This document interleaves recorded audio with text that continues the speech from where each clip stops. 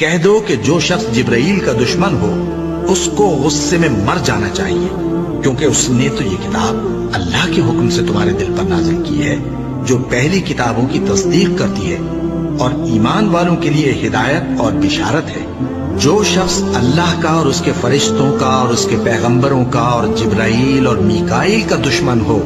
تو ایسے کافروں کا اللہ دشمن ہے۔ اور ہم نے تمہارے پاس سلجھی ہوئی آیتیں ارسال فرمائی ہیں اور ان سے انکار وہی کرتے ہیں جو بد کردار ہیں۔ ان لوگوں نے جب اللہ سے کوئی عہد کیا تو ان میں سے ایک فریق نے اس کو کسی چیز کی طرف پھینک دیا۔ حقیقت یہ ہے کہ ان میں اکثر بے ایمان ہیں، اور جب ان کے پاس اللہ کی طرف سے پیغمبر آخر الزمان صلی اللہ علیہ وآلہ وسلم آئے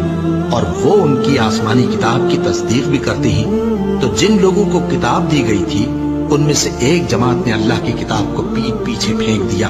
گویا وہ جانتے ہی نہیں، اور ان چیزوں کے پیچھے لگ گئے جو سلیمان کے عہد سلطنت میں شیاطین پڑھا کرتے تھے۔ اور سلیمان نے مطلق کفر کی بات نہیں کی، بلکہ شیطان ہی کفر کرتے تھے کہ لوگوں کو جادو سکھاتے تھے، اور وہ یعنی بنی اسرائیل ان باتوں کے بھی پیچھے لگ گئے جو شہر بابل میں دو فرشتوں یعنی ہاروت اور ماروت پر اتری تھی،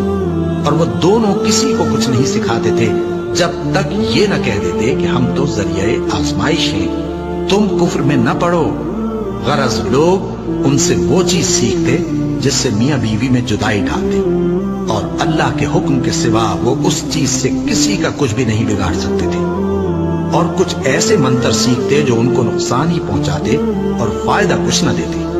اور وہ جانتے تھے کہ جو شخص ایسی چیزوں یعنی سحر اور منتر وغیرہ کا خریدار ہوگا اس کا آخرت میں کچھ حصہ نہیں، اور جس چیز کے عوض انہوں نے اپنی جانوں کو بیچ ڈالا وہ بری تھی۔ کیا اچھا ہوتا جو وہ اس بات کو جانتے، اور اگر وہ ایمان لاتے اور پرہیزگاری کرتے تو اللہ کے ہاں سے بہت اچھا صلہ ملتا۔ کیا اچھا ہوتا جو وہ اس سے واقف ہوتے۔